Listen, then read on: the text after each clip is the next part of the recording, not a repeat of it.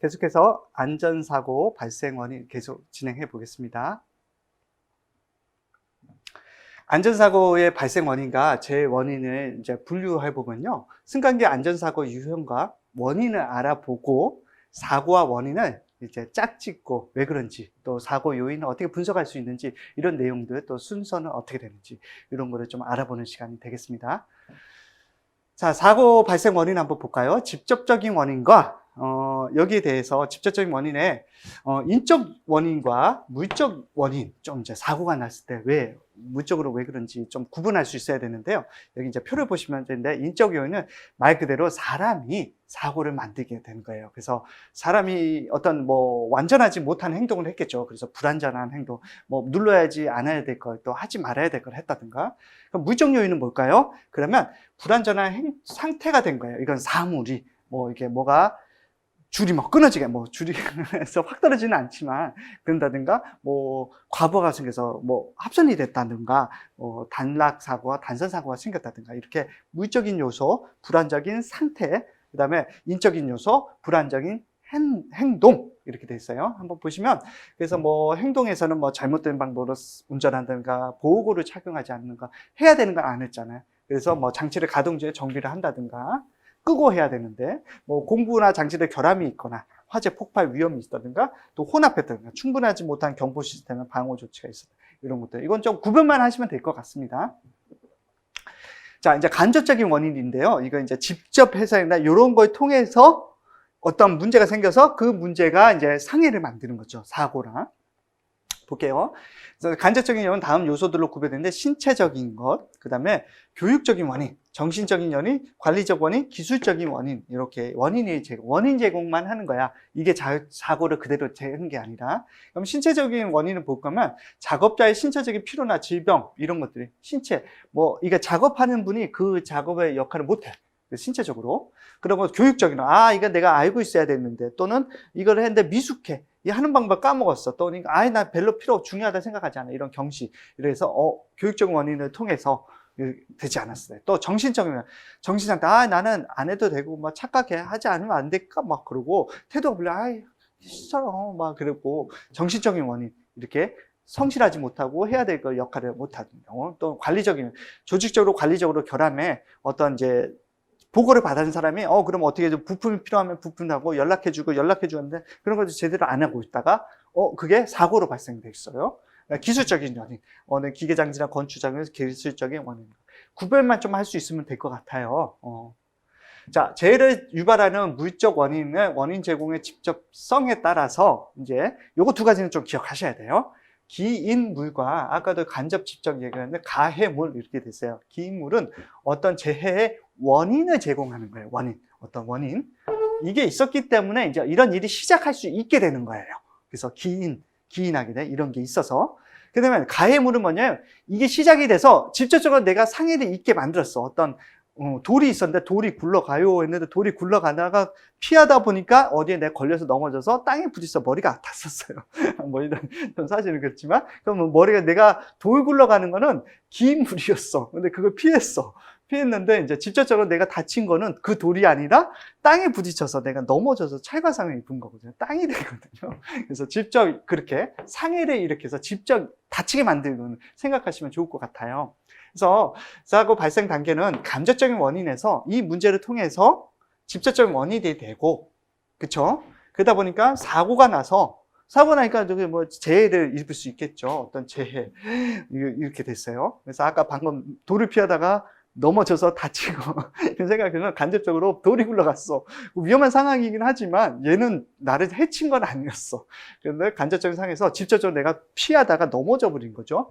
그게 이제 원인은 걸려서 넘어져서 머리를 부딪힌 겁니다. 그래서 부딪히는 사고가 났고요. 그래서 이제 재해를 당했어. 사고 나서 뇌출혈을 해서 뭐 쓰러져서 의식불명이 된다든가 그러면 안 되겠지만 이런 사고가 돼서 이렇게 기인무가 가해물로 나눠주고 이런 간접적인 원인에 의해서 직접 사고, 재해 순서대로 이런 사고가 발생돼서 상해를 입게 된다. 네, 하시면 될 것 같습니다. 자, 재해 발생 원인 한번 잠깐 볼게요. 재해 누발자를 분류하는 인적 요인이에요. 인적 유형, 그러니까 사람의 경우는 어떻게 구별하는지, 이제 요거는, 네 가지 단어가 좀 익숙하지 않으셔도 한 번씩 쭉 보시고, 눈여겨보시고, 이게 어떤 내용인지는 해설을 보시면, 아, 이게 그 얘기구나 알 수 있을 것 같아요. 잘 보시면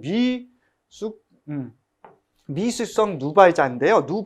누발이라는 건 뭔가 기능이 미숙한 자예요. 그렇죠?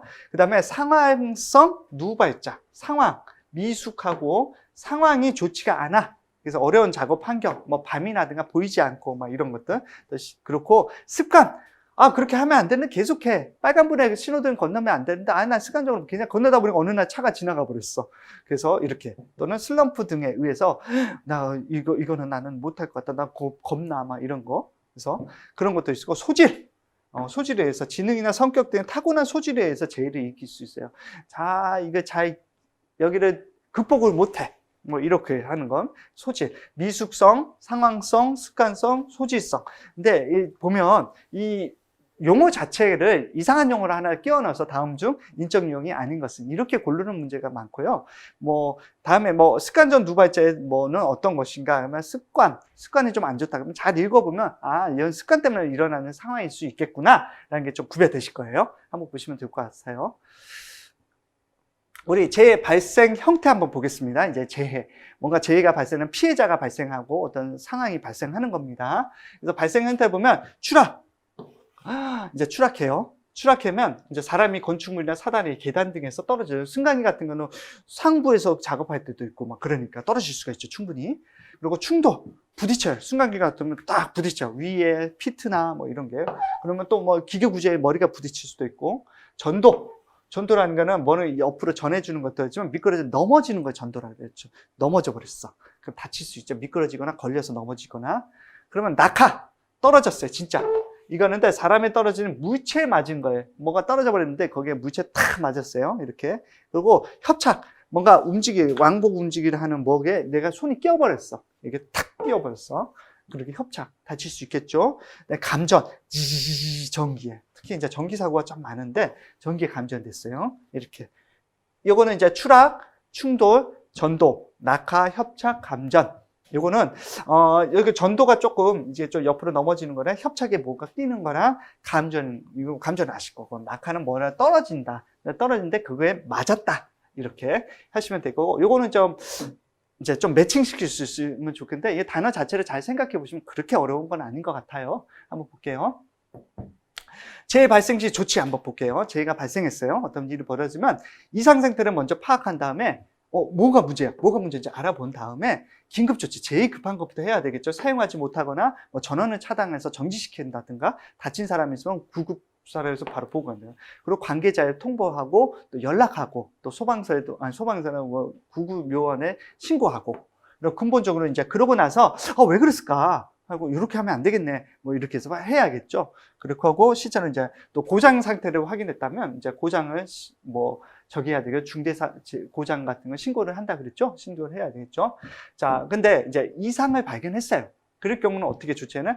잘 먼저 이상이 있는데 이상 발견했다 그런 게 아니라 이 이상이 어떤 증상인지 어떻게 일어난지 잘 관찰했다가 또 구명에 필요한 또 그러다 보니까 이상해서 다친 사람이 있어요. 그럼 제일 먼저 그분부터 다친 사람부터 긴급조치를 해야 되겠죠. 응급조치를 한다든가 아니면 가끔 신문에 보면 우리 길 가다신 분들이 심장마비로 쓰러지는데 응급조치해서 그러면 신고를 하잖아요. 막 신고하면서 하는데 벌써 이렇게 한 5분 정도면은 또 뇌세포가 죽는다 그러는데 그 사람이 오는 동안 구조요원들이 오는 동안 살아나는 경우가 참 많아요. 그러니까 응급조치가 참 중요하거든요. 그래서 이거를 그 사람들 오는 것도 기다리는 것도 좋지만 우리 제세동기나 그런 응급처치를 하게끔 되잖아요. 그죠? 의식불명이나 또 호흡을 못 하시는 분들. 그래서 기도 확보. 그래서 숨이 차면 5분 이상 지연되면 안 되기 때문에. 또 인공호흡도 심시하고 심폐소생술. 이렇게 한다는 거. 자, 인명사고가 발생했어요. 이러면 참 안타까운 일인데, 승강기에 통해서 인명사고가 발생하지 않기를 저는 또 그렇게 기원합니다. 그래서 장비와 기계를 제일 먼저 정지시켜야 되겠죠. 그래 놓고 피해자를 먼저 구출하고 응급조치하는 게 제일 급해요. 그렇죠? 그리고 여기에 대해서 이제 관계자. 고치시는 분, 또 안전관리공단, 그 다음에 이런 분들, 또 사고를 조사하시는 분도 있고, 보험 회사가 와서 어떻게 피해를 보상해 줘야 되니까 이런 것도 있을 수 있고, 이제 요걸 통해서 2차, 3차의 제3의 방지, 재해를 방지하고, 또 혹시나 여기 이거를 통해서 작업하고 있거나 이런 일이 있으면 작업자나 대피를 시켜야 되겠죠. 요것도 현장에 그대로 막 훼손한 거 정리하면 안 돼요. 왜 그런지를 분석해서 그거를 대한 근원적인 조치가 할 수 있기 때문에 재해조사 원인 조사를 대비해서 각종 현장을 보존해서 사용하지 못하게끔 펜스를 쳐놓는다 이렇게 하죠. 재해 발생 시에는 긴급 조치의 순서입니다. 이게 그래서 자, 재해 원인을 이제 분석하는 방법 볼게요. 개별적으로 원인을 분석하는 방법이 있고, 뭐 상세하게 분석하고, 뭐 이렇게 한번 이건 읽어보시면 좋을 것 같아요. 그리고 통계적으로 원인, 이게 전체적으로 한번 통계를 해서 뭐 어떤 사람이 제일 많은지, 어느 시간대가 제일 그러는지, 뭐 어떤 요인 때문에 그러는지 이렇게 분석해서 하는 방법이 있습니다. 또 과거에는 어떤 사례가 있었는지 이런 것도 한번 내용 읽어보시면 어렵지 않으실 것 같아요. 그리고 재해 원인을 분석하는 방법 중에 여러 가지 기법이 있는데요. 저희가 이게 참 설명하기 어렵고 지금 뭐 산업안전이나 이런 거 뭐 구체적으로 할 수 있는 시간이 아니니까 이제 좀 그냥 파레토토 일단은 첫 번째가 제일 많이 나와요. 파레토토가 재해 분류를 큰 순서에 대해서 나열을 하는 거예요. 큰 순으로. 큰 순서대로. 그러다 보면 작은 순서, 또 거기다 보면 좀 분류가 되겠죠? 그래서 파레토토 좀 이렇게 해서 한 번쯤은 이제 시험 보고 공부하시다 보면 책에 한두 번 나오실 거예요. 재해 분류를 큰 순서로 나열해서 비교 분석한다. 파레토토다. 두 가지는 클로즈드, 두 개는 클레주드. 이 발음 좀 어렵네. 그리고 관리도라는 거는 시간 경과에 따라서 변화 추이를 이렇게 관리한다. 그러면 시간 변화 관리도구나 이렇게 할 수 있는데 좀 파레토토 이게 좀 많이 나와서 제가 좀 이렇게 했습니다. 나머지 한번 적어 보시고 자 재조사 항목과 내용 분석 잠깐 보겠습니다. 재해가 조사하고 이렇게 내용 분석하는 절차가 있어요. 이 절차가 아마 조금 눈여겨보셔야 될 것 같아. 그래서 재해가 발생하면 긴급적으로 이제 어떤 조치를 먼저 해놓고, 그리고 이제 원인을 조사한 다음에 이 원인이 왜 그랬을까? 얘가 사고가 난 이유가 이거였네. 얘가 끊어졌네. 근데 왜 끊어졌지? 원인을 좀 해놓고, 끊어지지 않게 하려면 어떻게 해야 되지? 하고 대책을 좀 수립해야 되겠죠? 그러면, 그래! 이렇게 하면 되겠지! 하고는 안 해. 그럼 안 되겠죠? 이렇게 해야 되겠죠? 얘 때문에 끊어지면 얘를 없애야겠구나. 이렇게 생각하고요. 그러고 나서 해봤더니, 나 몰라라 하는 게 아니라, 해봤더니 어때? 이상 없어? 잘 되는 거야? 그럼 우리 앞으로 이렇게 합시다. 이래서 평가를 해야 되겠죠? 그래서 요 순서대로. 제가 말씀드리는 이야기식으로 하니까 어때요? 이렇게 하면 되겠구나 생각이 나시죠? 그래서 재해를 발생했다면 긴급적으로 먼저 구조하고 정지시켜놓고 못 들어가고 대피시키고 이런 거 먼저 해놓고 연락하고 그러고 나서 원인을 이제 조사한 다음에 그 다음에 원인이 왜 그랬는지 대책을 어떻게 할 수 있는지 그러고 나서 이제 이게 해놓고 나서 그대로 해야 돼. 해놓고 딱 수리하고 해서 지켜보는 그렇구나 괜찮구나 딱 이렇게 하시면 될 것 같습니다. 그래서 요거는 뭐 쓰는 게 아니기 때문에 이렇게 하면 이 순서대로 이렇게 좀 배열하는 문제가 나올 거예요. 그걸 보시고 잘 수정하시면 돼요. 제가 이제 방금 말씀대로 하면 배열이 되실 것 같아요. 자, 안에 보시면 잠깐만 조치 순서에 대한 내용이 있는데 요거 좀 나와요. 좀 나온다는 게 여기 화면에 나오는 게 아니라 시험에 좀 나와. 그래서 우리 손시우연, 원인 계기, 예방 가능, 대책 선정 이거는 이제 어떤 사고라는 게 예방할 수 있고 이론적인 겁니다. 이제 그랬는데, 그래서 손실우연이라는 게 어떤 거는 이런 원칙이에요. 손실의 형태와 크기는 우연적으로 발생한다. 이런 원칙, 그냥 이론이에요. 손실우연. 이제 이런 내용이랑 요런 하는데, 내용이랑 똑같아. 걱정 안 하셔도 돼요. 단 이제 이게 글자가 좀 바뀌어서 이렇게 매치시켜서 하는 것도 좀 있고, 아니면 이거를 보고 다음 중 손실의 형태의 크기의 우연적인 거는 어떤 법칙에 관한 것인가? 1번 뭐 원인 계기, 2번 예방 가능, 3번 대책 선정, 4번 손실우연. 손실우연 이렇게 체크하는 문제도 나옵니다. 그래서 손실우연의 법칙 이렇게. 또 원인 계기의 법칙, 원인이 연쇄적으로 일어났다. 어떤 계기가 발생해서 그 계기를 통해서 다른 일도 일어난다. 이런 얘기고, 예방 가능의 원칙, 충분히 어떤 죄이든 예방은 가능하다. 그런 이론이 있어요. 그러니까 우리가 100% 예방 노력하면 모든 사고는 줄일 수 있다, 예방할 수 있다는 그런 거예요. 대책 선정. 예방 대책이 선정되고 오면 적용한다면 대책을 선정할 수 있고 우리가 적용할 수도 있다. 이런 얘기입니다. 이거 내용 그대로 제목이 그렇게 한국말 풀어져 있으니까 잘 매칭시키면 돼요. 자, 대책 수립 단계입니다. 사고 방지 5단계부터 이걸 볼게요. 사고 방지 5단계. 자, 5단계예요. 이것도 좀 순서로 가끔 나올 수가 있으니까 눈여겨보시면 되는데 되게 쉬워요. 그냥 보시면 이거 혹시 1단계, 2단계, 3단계 이런 거 외우시는 분 없으시겠죠? 그래서 내용을 보세요. 그래서 안전관리를 조직하고 이제 조직한 분들이 이제 이거 뭐 조직이 어떻게 될까요? 안전관리하는 팀을 조직됐어. 그러면 이제 우리 이제 어떤 일이 있었는지 한번 알아봅시다. 한번 움직이는 거예요. 그래서 사실을 발견하는 거예요. 사실을. 그리고 이분들이 이런 일이 있었네. 그때 왜 그랬을까? 원인을 분석하고 그랬구나. 이래서 이랬구나. 그래서 평가까지 하는 거예요. 원인이랑. 그러고 나면 야 그러면 이러면 안 되겠네. 이렇게 막 대책 선정해서 조직 팀에 했죠. 이러면 안 되겠네. 이거 대책을 선정했어요. 그러고 나서 이제 대책을 적용을 해놓고 적용해놓고 나도 또 아까처럼 몰라. 그냥 그랬어 끝 하고 집에 가는 게 아니라 물론 집에도 가셔야겠지만 이제 그걸 통해서 교육하고 그 기술을 적용하고 또 이제 이게 잘 적용이 되거나 또 지키지 않는 사람이 있는지 단속하고 이렇게 관리하라는 것이죠. 그래서 교육, 기술, 단속. 그래서 계속 요 단계대로 하면 됩니다. 이 내용을 좀 생각해 보시고 이러면 되겠구나, 이러면 되겠구나 하시면 어렵지 않으실 거예요.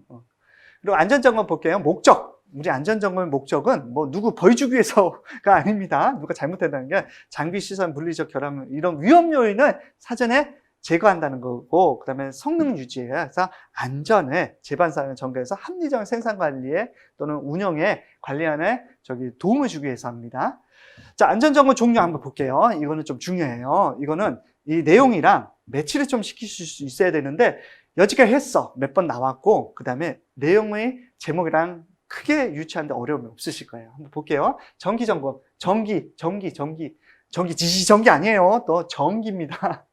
그래서 전기는 일정 기간 동안 정기적으로 실시하는 기간 정해놓고 분기, 매주, 매월 이렇게 정해놓고 수시, 어떤 일상적인 점검도 수시 점검이 돼요. 그래서 매일 작업 전에, 작업 중에, 일상 작업에 수시 점검만 보는 거야. 그냥 볼 수 있는 거 계속 보는 거야. 근데 뜯어서 뭐 보고 이럴 수는 없겠죠. 그냥 일반적으로 사용하는 용도 같은 거 이런 걸 매일 그래서 수시적으로 본다. 그러면 그렇구나 할 수 있겠죠. 특별히 합니다. 특별하게 뭔가 해야 돼. 그러면 신설하거나 변경하거나 고장, 이건 신설, 변경, 고장 매일 일어나는 일이 아니에요. 가끔 일어나고 또 비정기적인 점검 이런 것들 특별히 점검 이런 시즌에 뭐 좀 해주세요. 행정안전부령이 장관이 뭔가 통지를 보냈어.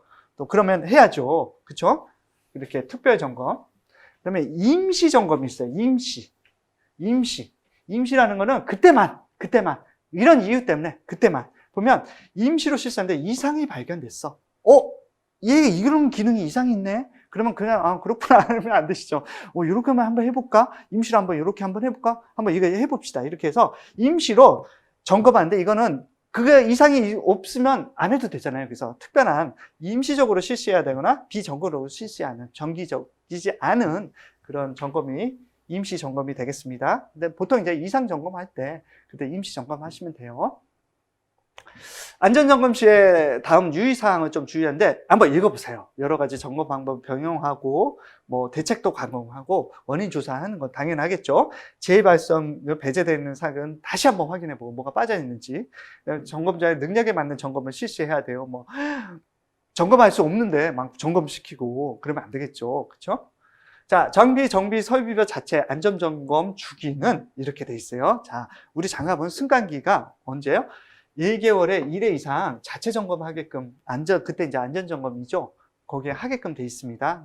보일러 크레인은 6개월 1회. 왜 그렇게 우리는 1개월에 1회일까요?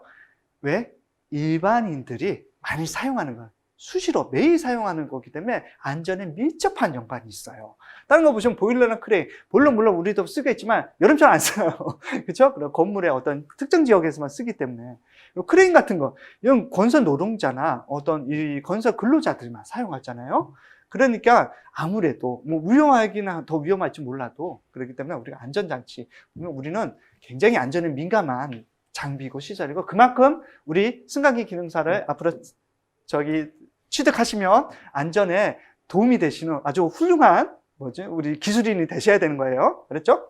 자, 안전점검. 자, 검사자의 준수사항 보시겠습니다. 보면 준수사항 그냥 저기 하시면 돼요. 상식적으로 잘 지키시면 돼요. 근데 이번 안전 잠깐 볼게요. 비밀 안전에 대한 건데요. 취득한 비밀을 또 취득한 자나 취득한 자료 등이 외부에 누설. 소방 안전 점검 있잖아요. 소방은 안전 점검을 했는데 무슨 문제가 생겼어요. 그러면 소방서에서 그 문제를 갖고 이 건물에 대해서 어떻게 피해를 줘야, 어떤 제재를 해야 되는데 그 제재 중에 큰 제재가 뭐냐면 게시예요. 일반인데 이 건물에 소방에 이런 하자가 있다는 게 게시예요.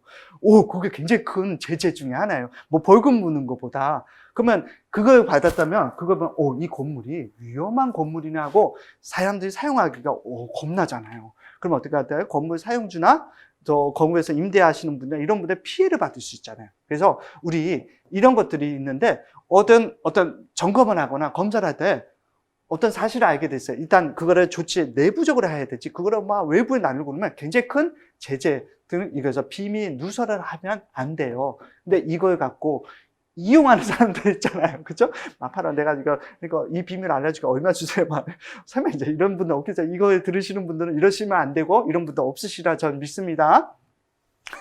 그리고 점검하시는 분들이 이제 복장이나 또 안전 상태를 잘 준수해 주시기 바랍니다. 안전모를 반드시 착용하시고 낙하 비례 이런 것들이 있을 수 있으니까 또는 내가 부딪힐 수도 있어요. 그죠? 그리고 안전수칙을 잘 지켜줘서 뭐 전원 차단하고 뭐 개방을 시켜놓고 그 다음에 또 안전 간판을 잘 설치해 놓고 이렇게 그래서 이용자의 안전을 또 필요한 조치까지 해주셨으면 왜 이용자가 또 아무튼 점검하고 있는데 정지된데 또 쓰려고 막 누르고 있으면 안 되고 저희 어머니 말씀드렸어요. 이렇게 자 안전진단 항목 작성 시의 유의사항 이런 것도 한번 내용 읽어보시면 크게 어려움 없으실 것 같아요.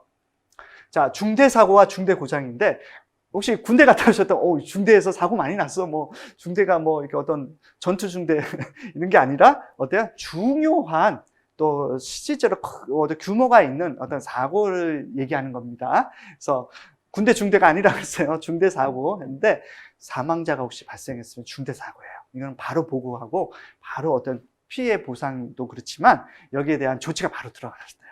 뭐, 아마, 수사를 하고 거기에 뭐 어떤 저희 형사적인 처벌도 받을 수가 있어요. 그래서 사망자 발생하지 않게 하고 우리 안전관리자 또 승강기 기능사 우리 기술인들이 굉장히 중요를 하셔야 되는 노력하셔야 된다는 거예요. 그래서 사고 발생 후 7일 이내에 실시된 의사에서 최초로 의사가 딱 진단했는데 일주 이상 입원을 해야 되는 치료가 요하는 상태에 이런 환자가 발생했다면 중대 사고예요.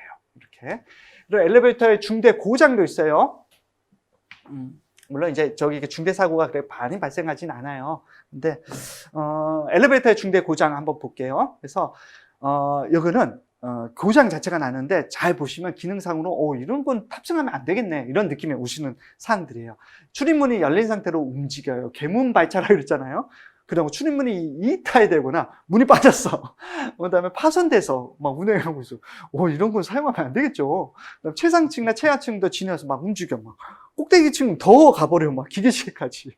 그다음에 운행하는 층으로 운행되지 않아. 나 2층 눌렀는데 2층 안 가. 물론 이제 가끔 보면 짝수층, 홀수층 나눠서 하는 경우 있는데 왜 3층에 나 홀수층에 안 가? 짝수층. 그런 경우는 좀 있어요. 고층, 저층 이렇게 나눠져 있듯이. 하지만 일반적인데 그러지 않은 경우. 그다음에 운행 중에 정지된 고장으로서 이용자가 운반구에 갇히게 됐어요. 거기에 딱 갇혔어. 뭐 이게 또 승객용 엘리베이터도 있으면 화물 또 승객 화물 엘리베이터 같은 건 짐도 같이 실려질 수 있잖아요. 갇힌 경우 이런 것들. 자, 중대 고장 원인 한번 볼게요.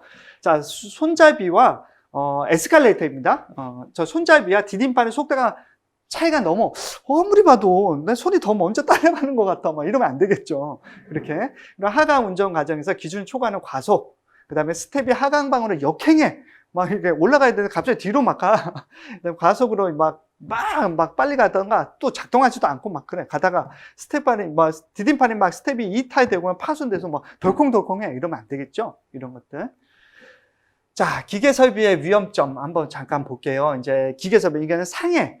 다칠 수 있거나 이렇게 할 수 있는 이런 방안인데 위험한 부분 이렇게 해서 요거를 이제 위험점이라 하는데 다음 유형이 좀 몇 가지 있는데 요것도 아까 말씀드린 한 위에 4가지 정도는 좀 내용을 보고 이게 끼임점이다 이게 절단점이랑 좀 구분하셔서 매치시킬 수 있고, 아니면 또는 다음 중 설명이 잘못된 거, 협잡증의 뭐 고정 부분이다, 뭐 이렇게 얘기하면 이거 아니 협잡증이 아닌데 하고 틀렸어 하고 체크하실 수 있어야 돼요. 자, 위에 특히 4가지. 첫 번째 볼게요. 협착, 뭔가 끼인다는 얘기인데, 고정 부분의 동작 부분 사이에 형성되는 위험점이야. 고정되어 있는 부분이 있어요. 근데 거기 위에 뭐가 올라갔다 내려갔다 올라갔다 내려갔는데 손이 딱 꼈어. 그러면 이렇게 꽉 끼잖아요. 이런 경우. 그래서 협착이다 그래요. 또 동작 부분, 또 이렇게 돌아가는 부분, 이렇게 막 이렇게 딱 있는 돌아가는데 이렇게 끼일 수도 있어요. 그리고 고정 부분 동작을 함께 만드는 위험점이에요. 이거는 한 부분은 고정 부분이 있는데 이렇게 돌아가는 기구나 이런 게 동작 부분이 있어서 함께라는 게 들어가면 끼인다, 함께 낀다 이렇게 생각하면 되고, 절단은 쉬워요. 뭐요?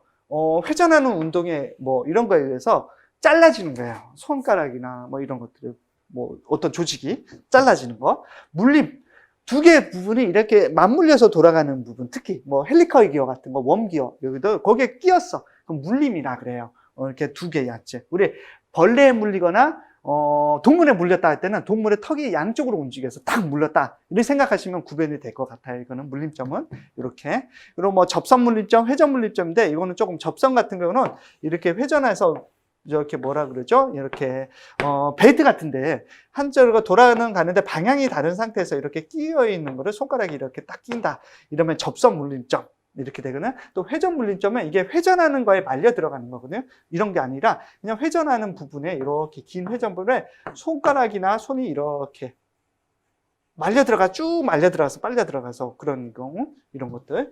근데 요거는 이제 좀 구별하고 내용하고 협착 이렇게 구별만 좀 할 수 있으면 좋을 것 같아요. 자, 중대사고와 중대고장 발생 조치는 그렇게 하고, 관리 주체는 이때 어떻게 해야 되는지 한번 볼게요. 관리 주체.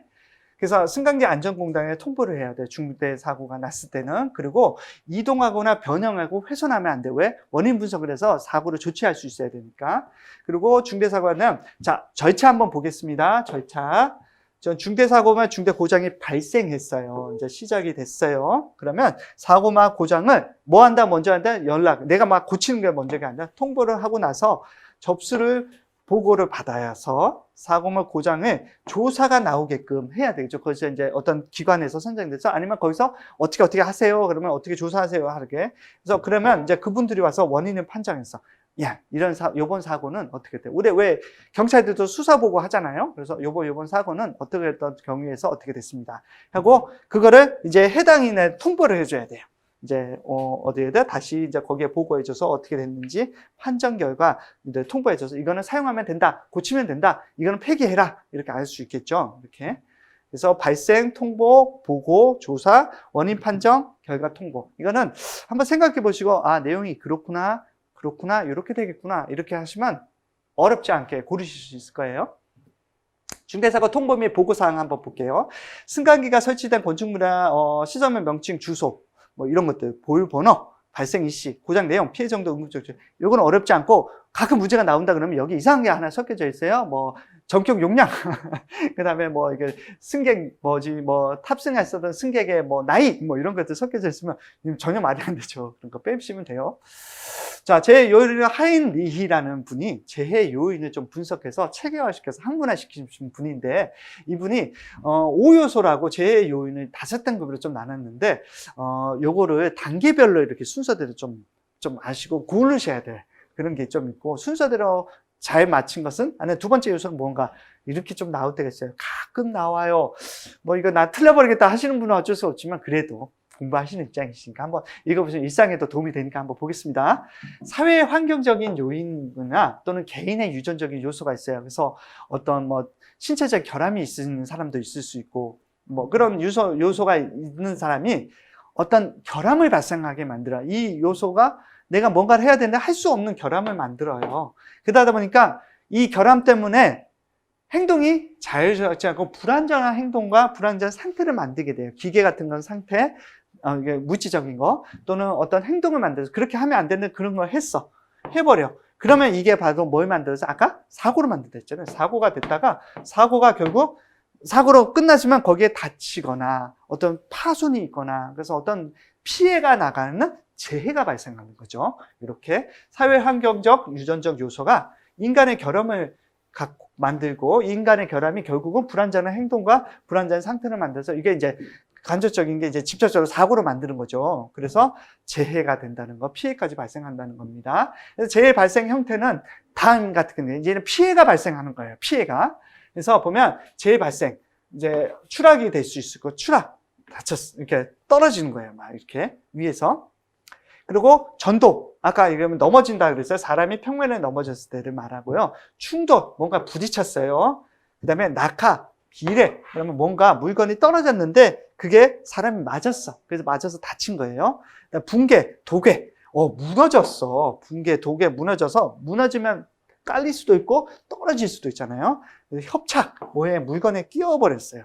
협착돼 버렸어. 아까 뭐 회전물체에 이렇게 끼운다 그랬죠? 두 개.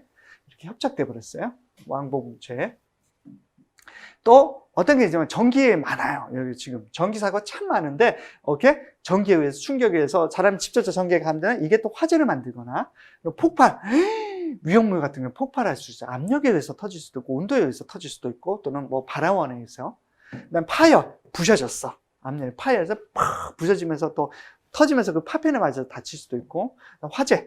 화재, 불이 나는 경우 이렇게 있습니다. 또는 이제 이렇게 했을 때 무리한 동작이나 이상 온도에 접촉하거나 또 유해 물질에 접촉하기 이렇게 피해를 볼 수 있어요. 무리한 동작, 그다음에 무거운 문제에 들다 허리를 삐걱한다든가 이런 것들. 그다음에 이상 온도의 접촉, 고온에 접촉하는 또는 저온에 접촉, 동상에 걸릴 수도 있잖아요. 그다음에 유해 물질에 접촉. 이건 뭐 산업안전 용어들이에요. 그래서 유해 물질 접촉. 우리가 질식되는 경우를 이렇게 표현합니다. 자, 재해 통계를 위한 인체 상해의 통계적 분류 잠깐 볼게요. 재해를 인체는 어떻게 판정하는지. 그러면 죽으면 사망이라고 하죠. 사망. 뭐 어렵지 않은. 근데 그다음에 중상해. 그러면 이제 8일 이상의 노동 상실. 일주일이 넘었어요. 그렇죠? 8일이요. 8일 동안 노동을 상실하죠. 우리도 보면 병원에 가서 교통사고 나면 이제 2주 진단을 받으면 입원 치료하고 치료비를 받고 이렇게 달라지죠. 그 기준이 되는 8일이 중상해입니다. 경상해는 1일에서 7일, 그러니까 일주일 정도의 노동상실, 일주일 정도 치료를 받으면 되고, 그 치료받는 동안 노동하면 안 되겠죠. 어떤 근로를 하면 안 되겠죠. 당연한 거죠. 그 정도 상해입니다. 무상해는 뭐냐? 안 다치는 것도 상해지만, 다쳤지만, 작업에 종사하거나 근로를 하면서 치료받아 충분히 문제가 없을 때는 무상해로 얘기를 할 수 있습니다. 자, 불완전한 상태, 불완전한 행동, 작업 시의 상태를 처리한 거는 뭐 작업 중단한 거 통보하고 이상 상태를 확인해 본 다음에 재발 방지 대책을 한다. 이런 거, 뭐 안전한 작업을 위해서 고려사항을 준수해야 된다. 뭐 임하기 전에 안전점검 미리 하고 조급하게 하지 말고 관계자가 또 조작을 해야 되고. 사이클 마지막 처음에 시간적 지연을 천천히 하고 바로 끝났다고 바로 시작하지 말고 그러다는 건 급정지 장치든 리셋하지 않은 한 다시 하지 말라. 이거는 그냥 쭉 내용 보시면 상식적으로 어렵지 않으실 것 같아요. 제 원인 분류 한번 보겠습니다. 직접적인 원인 다음과 같은데 직접적에서 가장 많은 것들이 인적 원인이죠. 사람이 불완전한 행동을 하는 경우가 참 많아요. 그래서 보면 관리상 또 생리적인 원인, 조금 이게 구분하는 문제가 가끔 나와요. 근데 잘 보면 관리사항이나 이런 것들은 내가 지식이 부족하고 작업을 잘 안 알려줬어. 편성을 잘못했어. 작업 방법이 틀렸어. 그럼 관리를 잘못한 거고. 또 생리적은 내가 배가 아파. 그 다음에 나 신체가 정상 안정이지 못하고 체력이 부족해. 뭐 이래 피로해. 너무 피곤해. 그래서 수면 부족해서 졸아. 이런 것들. 그 다음에 심리적으로 나 너무 걱정이 많이 되고 무의식적으로 두려움에 빠져 있고 막 이렇게 어떤 반응이 있어. 놀래서 이런 것들 심리적으로 이럴 수가 있어요. 자, 그러면 이거 인적 요인이었어요. 사람이. 그럼 물적 요소는 어떤 거 한번 볼게요. 자, 보면 작업 환경과 기계, 장비, 뭐 불완전한 상태, 뭐 고장 났다든가 파손되어 있다든가 전원이 공급이 안 됐다든가 순서가 달라져 있다든가 이런 것들이 되겠죠. 그리고 재해의 간접 원인 한번 잠깐 보겠습니다.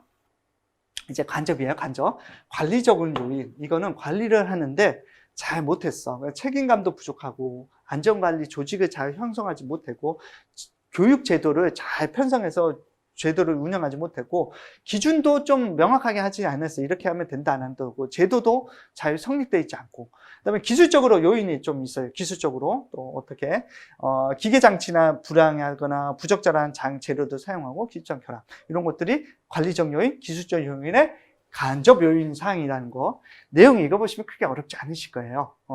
그리고 이제 교육적 원인도 저기는 부수적인 요인에 포함된 간접적인 요인에 포함됩니다. 그래서 보면 안전지식이 결여되고 잘못되게 해석했어요. 이렇게 하라는 게 이거 다음에 하라는 건데 그냥 무조건 그렇게 하라는 걸로 이해했어요. 그 착오죠.